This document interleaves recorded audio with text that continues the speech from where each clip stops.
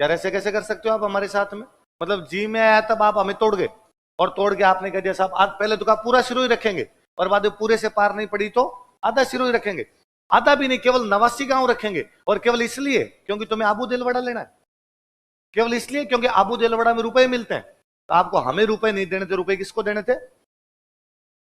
उनको रुपए देने थे, गुजरात वालों को रुपए देने थे, क्योंकि आप खुद गुजराती थे। और फिर मुझे वल्लभ भाई पटेल कई बार बहुत अच्छे लगते हैं। यार बंदा ऐसा ही होना चाहिए जो अपने लोगों के लिए खड़ा हो जाए।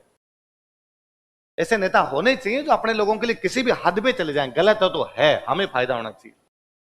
काश हमारे पास ऐसा कोई नेता होता जो उस दिन खड़ा हो पाता, जिसकी रीढ़ की हड्डी थोड़ी ज्यादा सही होती, जो कह पाता कि नहीं साहब कैसे ले लोगे, तुम मांगते क्या हो सिरोही के अंदर, तुम इधर एक कदम उठा के देखो, देखे तुम कैसे आ जाओगे, तुम तो सिरोही तोड़ने की बात करते हो, हम एक गांव नहीं देंगे तुम्हें।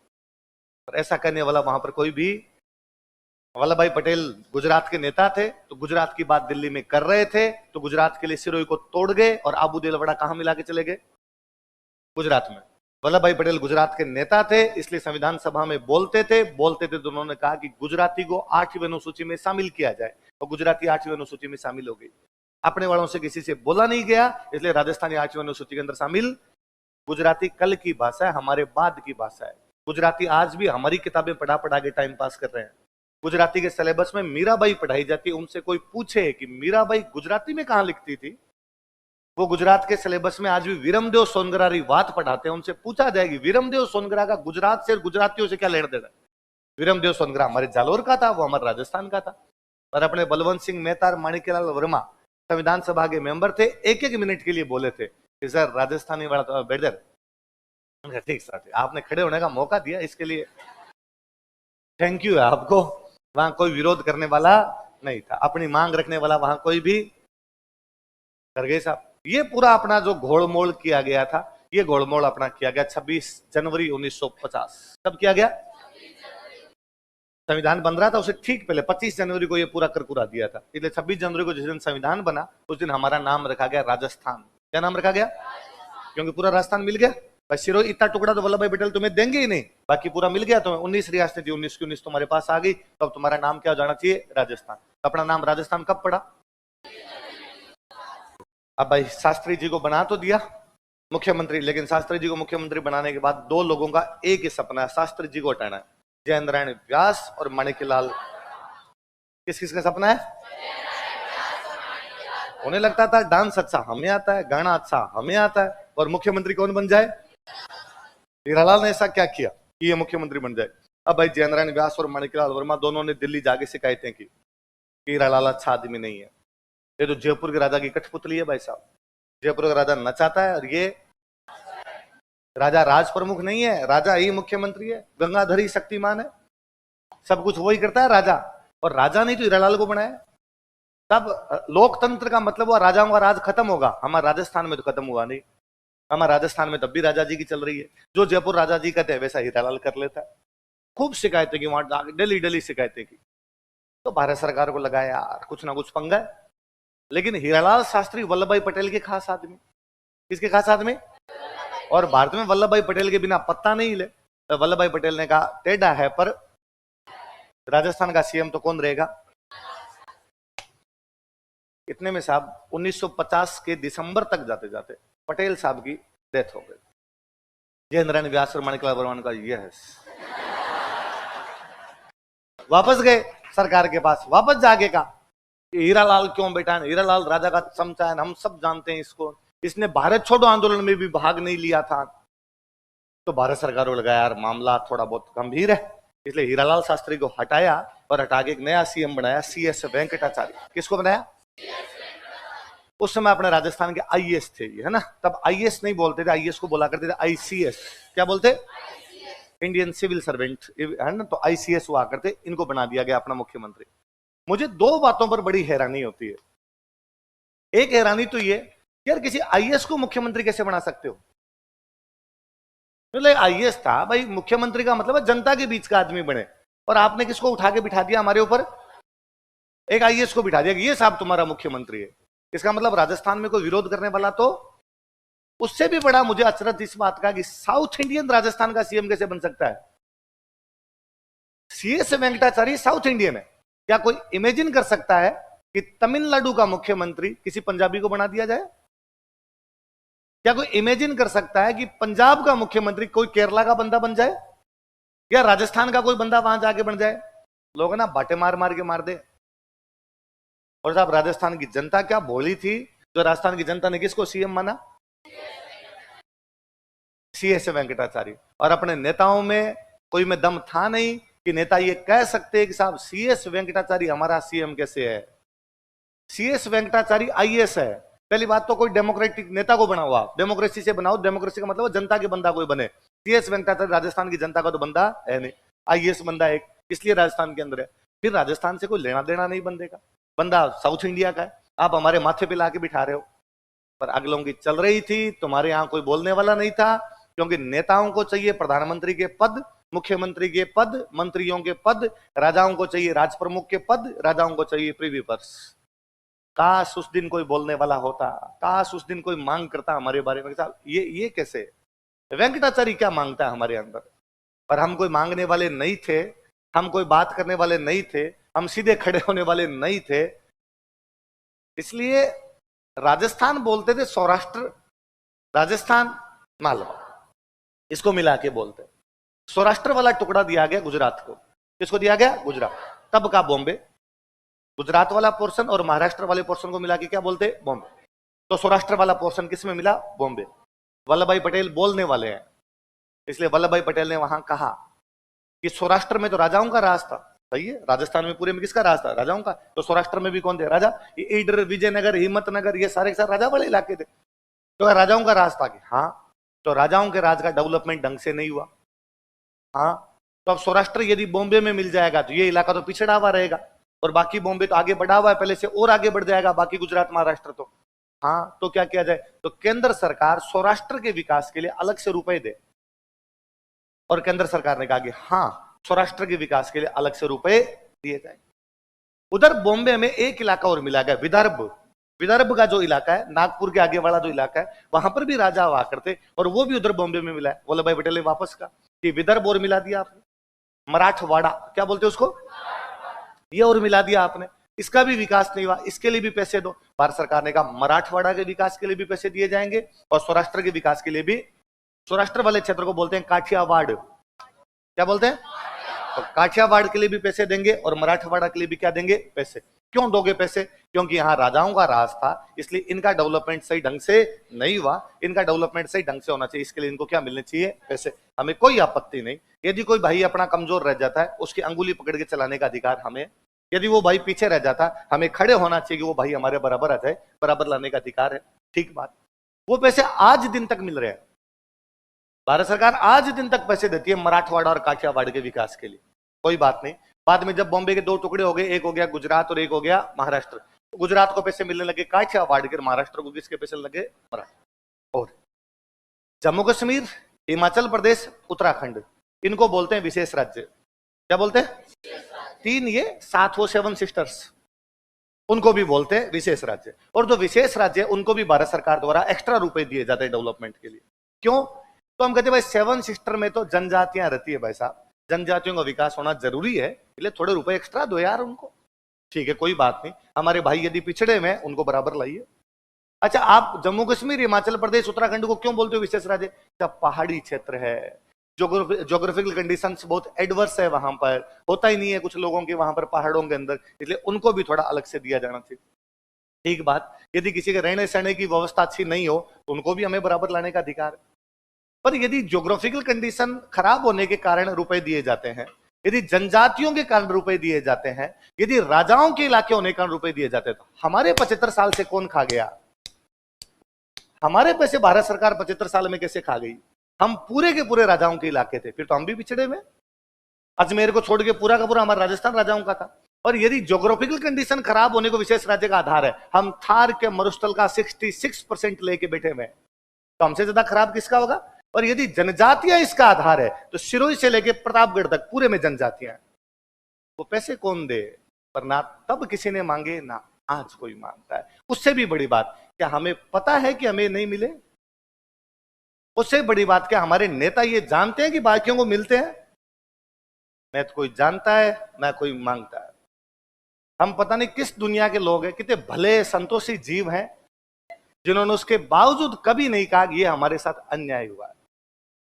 अब आप हमारा सीएम ऐसे कैसे किसी साउथ इंडियन को बना सकते हो? आप हमारे रुपए कैसे खा सकते हो? आप हमारी भाषा कैसे खा सकते हो? उल्टा ये हुआ कि संविधान सभा में बात आई कि साहब हिंदी देश की नेशनल लैंग्वेज होगी, तालियां बजा के स्वागत किया जाए, हिंदी होनी चाहिए, देश के कनेक्टिंग लैंग्वेज होनी चाहिए, वो हिंदी होनी चाहिए। साउथ इंडिया ने वीटो किया। साउथ इंडिया ने कहा यदि हिंदी भारत की राष्ट्रभाषा बनाएगी तो हम भारत में शामिल नहीं होंगे। हम देश बनाएंगे नया, द्रविड़ नाडु, तमिलों का नाडु मतलब देश, तमिलों का देश तमिलनाडु, वैसे पूरे द्रविड़ हम नीचे वाले, द्रविड़ों का देश कौन सा होगा?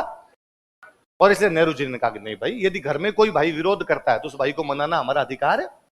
इसलिए साउथ इंडिया का नहीं भाई, हिंदी नहीं लगा रहे, हमारे देश की दो ऑफिशियल लैंग्वेज होगी, एक हिंदी और एक अंग्रेजी, दो ऑफिशियल लैंग्वेज, दोनों में काम किया जाएगा, हिंदी में भी काम करेंगे और अंग्रेजी में भी काम करेंगे। एक दिन ऐसा आएगा जब हम हिंदी को बढ़ावा देंगे, और हिंदी को बढ़ावा देके देश की राष्ट्रभाषा क्या बना देंगे? हिंदी। तो क्या किया जाए इस हिंदी को बढ़ावा देने के लिए? क्या किया जाए? तो हमने कहा कि भाई हम ना जो थर्ड लैंग्वेज होती है, छठी से लेके 10वीं तक, छठी से 10वीं तक अपने थर्ड लैंग्वेज लेते हैं कि जैसे संस्कृत ली होगी, आप में से ज्यादातर लोगों की संस्कृत रही होगी, हमारे उधर गंगानगर वाले बेल्ट में हम पंजाबी लिया करते थे कि थर्ड लैंग्वेज क्या ले सकते हैं हम? पंजाबी ले सकते हैं। वैसे साउथ इंडिया वालों को थर्ड लैंग्वेज लेनी चाहिए हिंदी, तो धीरे धीरे बच्चे सीख जाएंगे हिंदी, एक पीढ़ी, दो पीढ़ी, तीन पीढ़ी बाद साउथ इंडिया में सबको क्या आने लग जाएगी? हिंदी। तो हिंदी को देश की क्या बना देंगे? राष्ट्रभाषा। साउथ इंडिया ने कहा तुम लगा के दिखाओ, तुम छठी से 10वीं हिंदी लगाना छोड़ो, तुम तो किसी से बुलवा के दिखा दो हिंदी। इसलिए साउथ इंडिया को हिंदी आती है, उसके बावजूद साउथ इंडिया हिंदी नहीं बोलता। वहां आपको टैक्सियों के पीछे लिखा हुआ मिलेगा बाकायदा, साउथ इंडिया में आना है तो हिंदी नहीं बोलनी। यदि हिंदी बोली तो पहली बात तो रिप्लाई नहीं करेंगे, उस आपने उस बंदे से कुछ भी जाके पूछा, वो खड़ा, उसको समझ आ गया आपने रास्ता पूछा, फिर भी नहीं बताएगा, क्योंकि आप हिंदी में बोले हो। आप अंग्रेजी में बोलिए, आप तमिल में बोलिए, आप संस्कृत में बोलिए, आप कन्नड़, मलयालम, तेलुगु में बोलिए, वो घर जाके छोड़ के जाएगा आपको। हिंदी में नहीं बोलने देंगे हम तुम्हें। तो साउथ इंडिया इस विरोध पे आया। तो नेहरू जी को लगा अब क्या करें हिंदी का? तो नेहरू जी ने कहा नॉर्थ इंडिया में तो कम से कम पूरे में हिंदी लगाओ। अब नॉर्थ इंडिया में बिहार, यूपी, एमपी, ये तो हिंदी थे, हिंदी इनकी भाषा थी, तो यहां तो दिक्कत ही नहीं। तो दिक्कत बची अपने पंजाब, गुजरात, महाराष्ट्र, राजस्थान, हम चारों की भाषा हिंदी नहीं थी। पंजाब की पंजाबी, गुजरात की गुजराती, महाराष्ट्र की मराठी और हमारी राजस्थान। तब गुजरात महाराष्ट्र एक था, तो उनकी दोनों के अलग अलग क्षेत्रों में, इधर वाले की गुजराती, उधर वाले कौन सी? मराठी। हम चारों की नहीं थी। तो नेहरू जी ने अपने चारों सीएम बुलाए, पंजाब के सीएम बुलाए, इधर आपके राजस्थान के सीएम बुलाए, बॉम्बे के सीएम बुलाए, मतलब तब का गुजरात महाराष्ट्र उनके सीएम बुलाए, और उनको बुला के कहा कि प्लीज थोड़े दिन हिंदी पढ़ाओ बच्चों को, तुम्हारी लैंग्वेज को पीछे रख लो, हिंदी को बढ़ावा दो, ताकि देश की एकता और अखंडता बढ़े, हम सारे एक हो, हमारी एक भाषा हो। ठीक है साहब, ये किया जाना चाहिए। लेकिन इन चारों में से ये बात केवल एक ने मानी, वो आपने। इसलिए पंजाब में किसी शहर के अंदर यदि आप जाएंगे, या पंजाब के किसी रोड से जाएंगे, वहां के साइन बोर्ड चेक कीजिए कि जो लिखे होते हैं Jodhpur 345 kilometre, Udaipur 414 kilometre, Bharatpur 250 kilometre, ये साइन बोर्ड कौन सी भाषा में? इधर पंजाबी और इंग्लिश और उर्दू, नॉट हिंदी। हम उर्दू में लिख लेंगे, पंजाबी में लिख लेंगे, इंग्लिश में लिख लेंगे, हिंदी नहीं मिल रहा आपको उधर। गुजरात महाराष्ट्र की सारी दुकानों के साइन बोर्ड चेक कीजिए आप, और सारे या तो गुजराती में या मराठी में। और यदि महाराष्ट्र में तो आपने साइन बोर्ड हिंदी में लिख दिया, शाम तक कूट कूट के रोडा बना देंगे आपको। वो लिख के दिखा दे, बोलना छोड़िए कि दुकान का साइन बोर्ड इस प्रकार से कर दिया गया मराठों के इलाकों में। वो हम थे, वो हमारे सीएम जयनारायण व्यास थे, जिन्होंने कहा कि हाँ, हम हिंदी को बढ़ावा देंगे, हम हमारी राजस्थानी को एक बार रोक लेंगे कुछ समय के लिए, और हम हिंदी पढ़ाएंगे। तो इसलिए 75 सालों से हमें हिंदी पढ़ाई गई, इसलिए आज हमें ये लगता है कि हमारी भाषा हिंदी है। पिछले 75 सालों में हमें हिंदी पढ़ाई गई, इस कदर हिंदी पढ़ाई गई कि हम खुद ही कहते हैं कि राजस्थानी नाम की कोई भाषा ही नहीं है। लोग पूछते हैं आपकी मान डाकण कुण का मेह का, हम कदे राजस्थान वाले कदे सारे के सारे खड़े होके, क्योंकि उस दिन न तो कोई भाषा की बात करने वाला था, ना उस पैसे की बात करने वाला था, ना उन इलाकों की बात करने वाला था, ना कोई मुख्यमंत्री बनने लायक था। इसलिए सेंटर वालों ने जिसको चाहा उसको गोटियों की तरह घुमाया। तब हीरालाल को हटाया जाए, हीरालाल को हटा किसको बना दिया जाए? वेंकटाचार्य को बनाया। तो जयनारायण व्यासन गए, और जयनारायण व्यास ने कहा कि सर हमने कहा था हीरालाल को हटाओ, भारत सरकार ने कहा हटा तो दिया। कहा सर इसका मतलब दो है, हमने कहा था हीरालाल को हटाओ और हमें बनाओ, आपने वेंकटाचारी को बना दिया। तो वेंकटाचारी को हटाया और किसको बनाया? तो हमारे 3 मनोनीत मुख्यमंत्री बने। कौन कौन? जयनारायण व्यास। 1950 से 1952 3 साल। इस 3 साल के टाइम के अंदर ही हमने सीएम कितने देख लिए? 3 मनोनीत है। तब तक चुनाव नहीं हुए, क्योंकि पहले चुनाव कब हुए?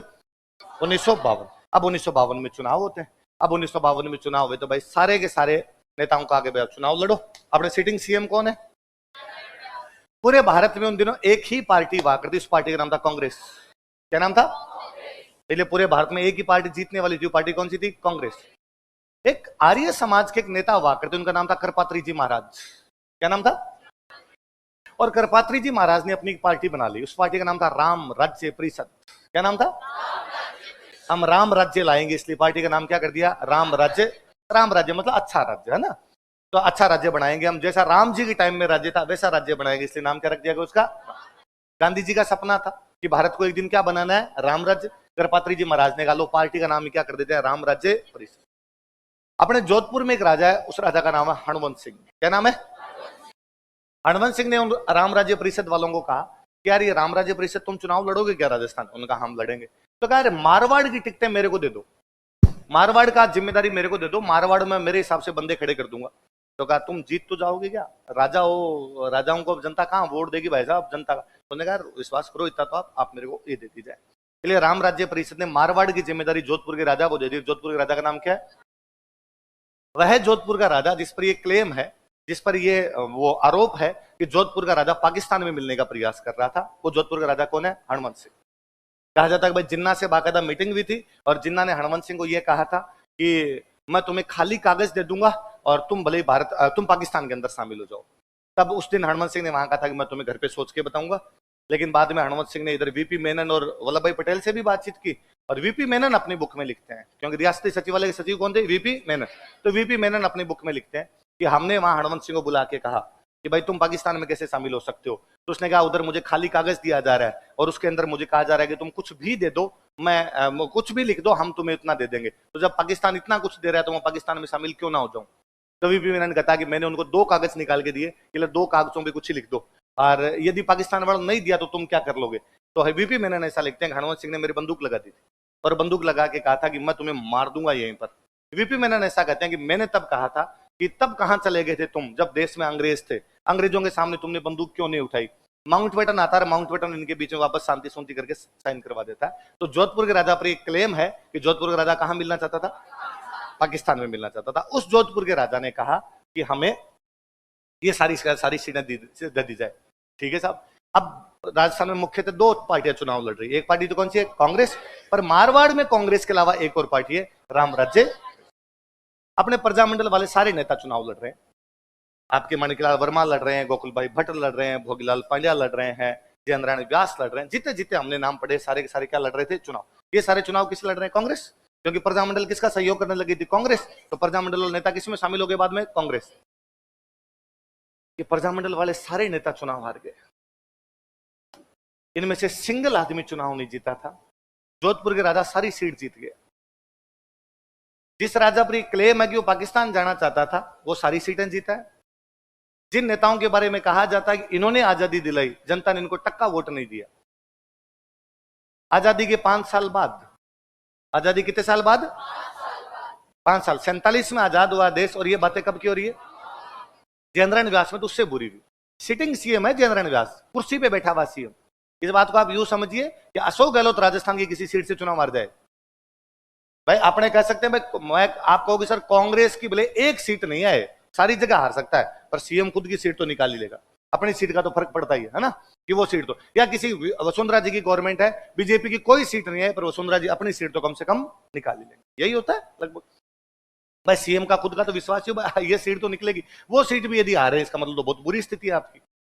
तो जयनारायण व्यास जोधपुर से चुनाव लड़ रहे हैं। प्रजामंडल कहां चलाया था? मारवाड़ हितकारिणी सभा, मारवाड़ सेवा संघ, मारवाड़ देशी राज्य लोक परिषद, मारवाड़ लोक परिषद, वो मारवाड़ यूथ लीग, ये सारे के सारे किसके बनाए? जयनारायण व्यास। तो जयनारायण व्यास को चुनाव भी कहां से लड़ना चाहिए? जोधपुर। व्यास जी के सामने जोधपुर का राजा खुद खड़ा हो गया। जोधपुर राजा का नाम क्या है? हणवंत। क्या नाम है? हनुमंत सिंह कुदकड़ावले। तो व्यास जी 2-3 दिन बाद में हनुमंत सिंह के पास गए और हनुमंत सिंह को जाके कहा कि हनुमंत सिंह जी, आप मेरे सामने चुनाव मत लड़ो। क्यों व्यास जी? डेमोक्रेसी है, और डेमोक्रेसी कहती है कि कोई भी चुनाव लड़ सकता है। मैं भी अब राजा तो हूं नहीं, मैं भी एक सामान्य व्यक्ति हूं, तो मैं भी चुनाव लड़ सकता हूं। हनुमंत सिंह एकमात्र राजा जिसने पृथ्वी पर का मना कर दिया था। किसका मना कर दिया था? नहीं चाहिए तुम्हारा रखो रे, जब डेमोक्रेसी किसी को नहीं मिल रही तो हमें मत दो। तो बाकी राजा उसको पकड़ के बिठाएंगे, हमें तो लेने दे, तेरे चक्कर में हमारा होश चला जाएगा। तो हनुमान जी ने व्यास जी कहा, व्यास जी डेमोक्रेसी है, डेमोक्रेसी में कोई लड़ सकता है। व्यास जी ने कहा, सर समझे नहीं आप पूरी बात, मैं ये नहीं कह रहा, मैं ये कह रहा हूं यदि आप मेरे सामने चुनाव लड़ेंगे तो आप हार जाएंगे। मेरे सामने मत लड़िए, क्योंकि मेरे सामने चुनाव लड़ेंगे हार जाएंगे, और सर इससे ये होगा कि जोधपुर का राजा कहीं से भी हार जाए, ये बेइज्जती, और मैं ये नहीं चाहता कि हमारे राजा की बेइज्जती हो। भले ही अपने विरोधी हैं, नहीं बनती अपने आपस के अंदर, पर फिर भी मैं राजा की कदर करता हूं, और जोधपुर राजा से हारना।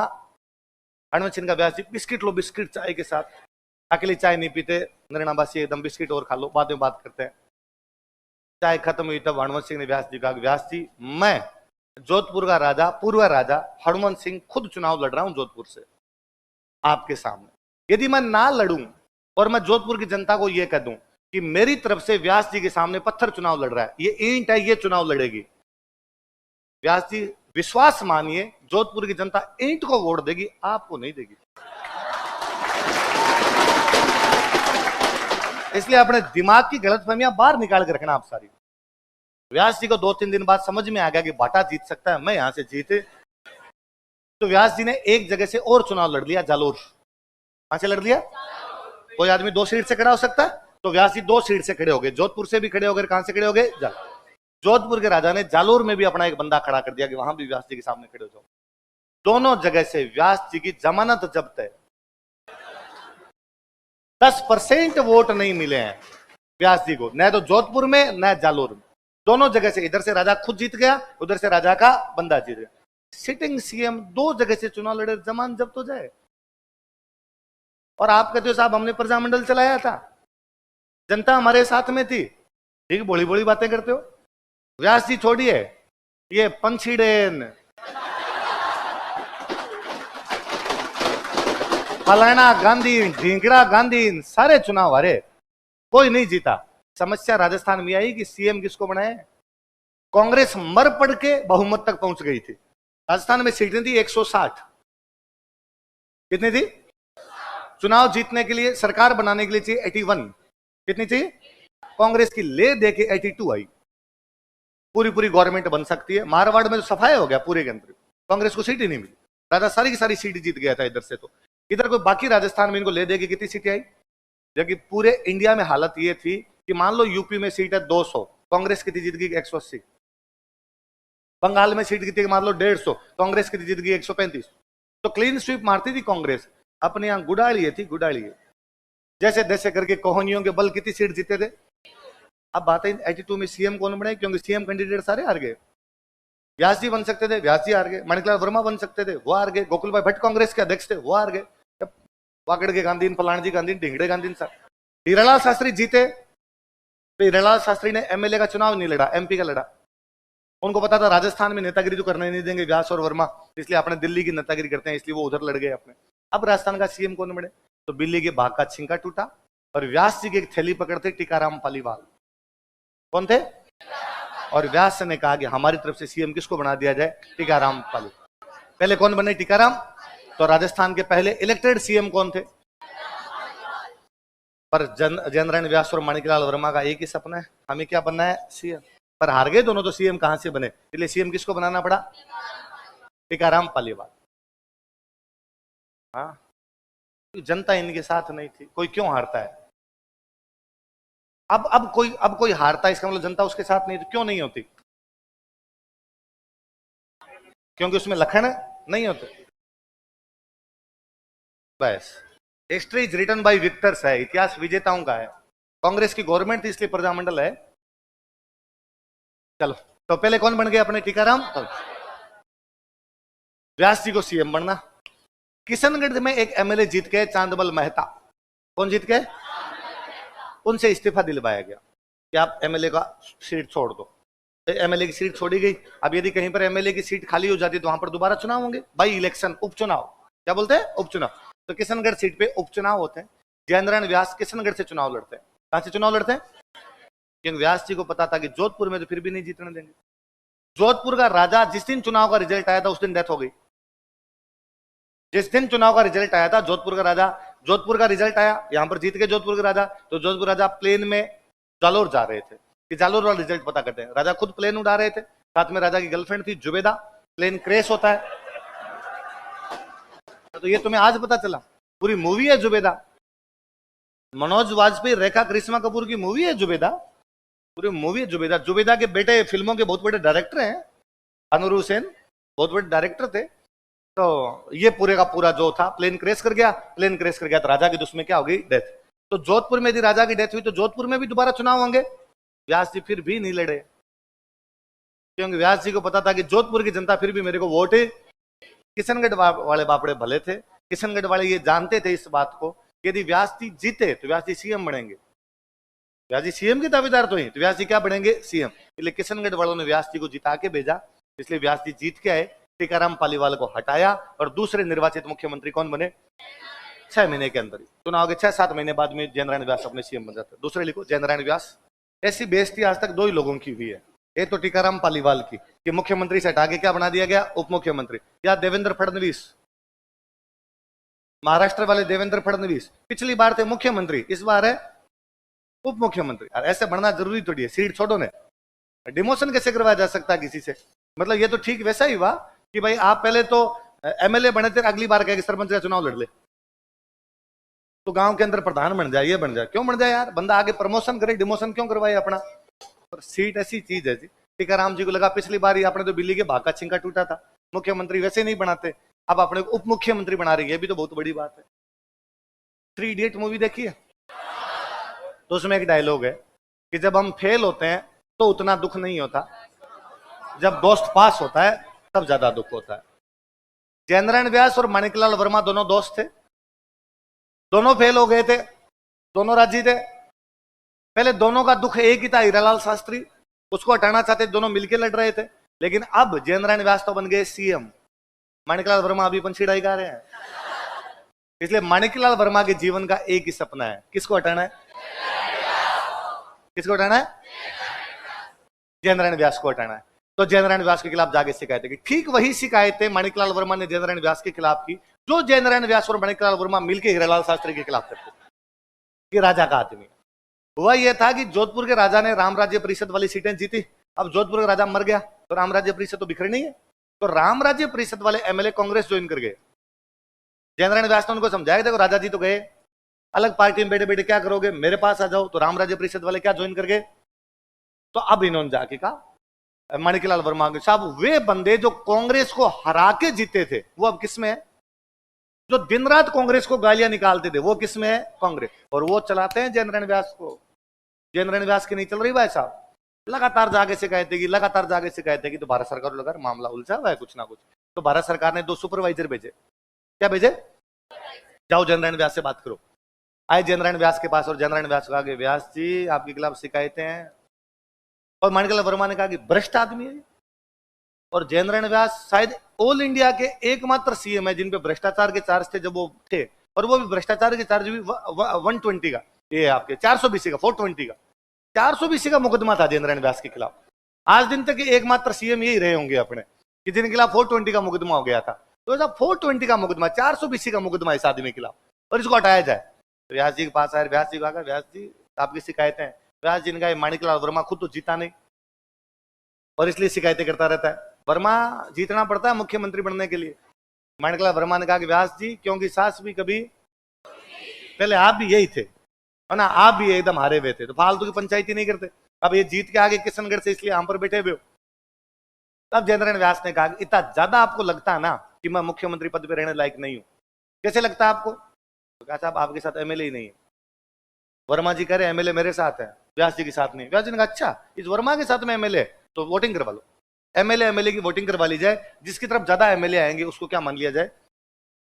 कांग्रेस में एमएलए हो गए थे 110। कितने एमएलए थे? 82 तो जीत के आए थे कांग्रेस वाले, फिर कई वो राम राज्य परिषद वाले ज्वाइन कर गए थे, फिर कुछ सीटों पे बाई इलेक्शन में थे, जैसे कहीं कोई मर गया, किसी ने इस्तीफा, 35 सीटों पे बाई इलेक्शन थे पहली विधानसभा के अंदर। क्योंकि जब नई नई सरकार आई थी ना, तब एमएलए के पास में न तो इतने रुपए हुआ करते थे, न एमएलए को पावर पता थी, इसलिए कई एमएलए जीत तो गए, लेकिन बाद में उनका खर्चा हुआ, माथा पच्ची बड़ी इस्तीफा देगी, मरने दो नहीं बढ़ना एमएलए, ये नौकरी क्या काम की, जिसमें इतनी माथा पच्ची होती है अपने, तो बाद में लोग इस्तीफा देंगे। ये तो पैसे तो बहुत बाद में आए हैं जी, पैसे वाली पॉलिटिक्स। वरना तो भैरव सिंह शेखावत का किस्सा ही है ना, कि भैरव सिंह शेखावत 77 में पहली बार सीएम बन गए।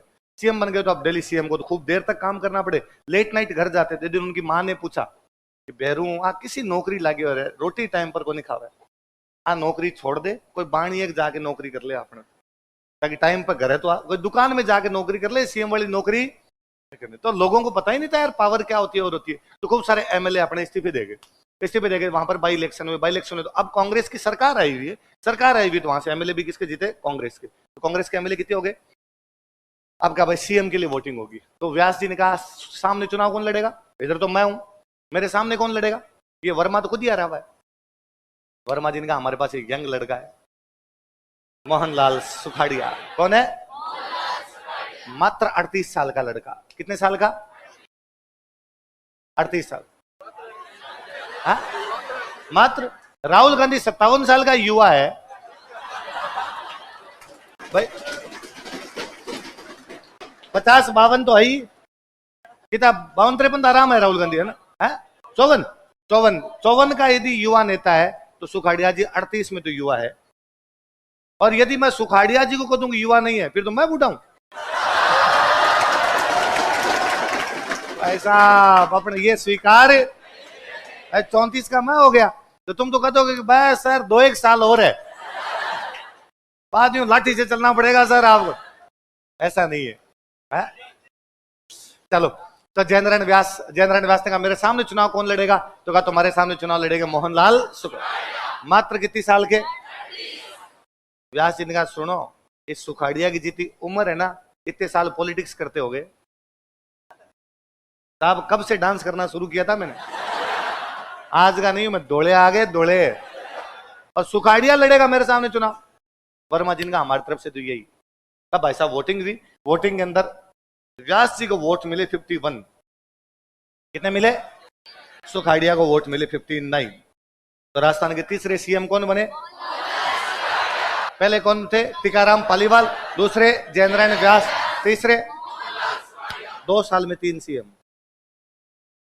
1952 के अंदर चुनाव हुए, 52 में कौन बने, पालीवाल जी। 6 महीने बाद कौन बन गए, जयनारायण व्यास। 2 साल बाद में कौन बन गए, 1954 में तो मोहनलाल सुखाड़िया सीएम बन गए। तो मोहनलाल सुखाड़िया ये सीएम वाली वोटिंग में कितने वोटों से जीते हैं, 8। कितने वोटों से, अब सुनिए बड़ा रोचक किस्सा है। जब ये वोटिंग हो रही है तो 9 जने बाहर खड़े होकर बात कर रहे हैं कि अपने सुखाड़िया को वोट देंगे। किसको वोट देंगे, और ये जयनारायण व्यास को नहीं देंगे। उन 9 जनों में एक तो है टीकाराम पालीवाल, 8 है टीकाराम पालीवाल के समर्थक। और उनका यह कहना है कि चूंकि जयनारायण व्यास ने सीएम बन के टीकाराम पालीवाल को हटाया, इसलिए टीकाराम पालीवाल को वोट। दुश्मन का दुश्मन हमेशा दोस्त। जयनारायण व्यास ने हमें हटाया, अब व्यास को कौन हटाना चाहता है, सुखाड़िया, तो हम किसके साथ है, सुखाड़िया। तो 9 लोग तैयार करें, फोटो बाद में खींचना। 9 लोग है कि 9 लोग करेंगे हम किसको वोट नहीं देंगे, जयनारायण व्यास को। हम किसको वोट देंगे, सुखाड़िया। अब वो 9 लोग जब वोटिंग करने के लिए अंदर जाने लगे तो एक आदमी को पकड़ा व्यास जी ने, वो आदमी टीकाराम पालीवाल। और टीकाराम पालीवाल को व्यास जी ने पकड़ गया कि टीकाराम पालीवाल, मैं यदि जीता तो सीएम बनूंगा, वापस सीएम बनूंगा, और मैं सीएम बनूंगा तू डिप्टी सीएम तो है। यदि सुखाड़िया जीता तो तेरे को डिप्टी सीएम भी नहीं बनाएगा। टीकाराम पालीवाल लगा हाँ यार ये बात तो सही। वो 8 आदमी तक ये बात पहुंची नहीं। वो 8 आदमी वोट किसको देके, सुखाड़िया। टीकाराम पालीवाल वोट किसको देके, व्यास जी। वो व्यास जी कितने वोटों से आ रहे, वो 8 आदमी टीकाराम पालीवाल के साथ वाले हैं। तो कई बार जब आपकी किस्मत खराब होती है ना भाई साहब, तो सारी कायनात लग जाती है आपको हराने के लिए। तो व्यास जी को भी हराने के लिए क्या लग गई थी, अब सुखाड़िया जी 1954 में सीएम बने। कब सीएम बने, 17 साल सीएम रहे। कितने साल रहे, एक बार सीट पे बैठे फिर तो कहा फेविकोल का जोड़ है, अब भाई हटेगा 1971 तक। कब तक लिखो यार,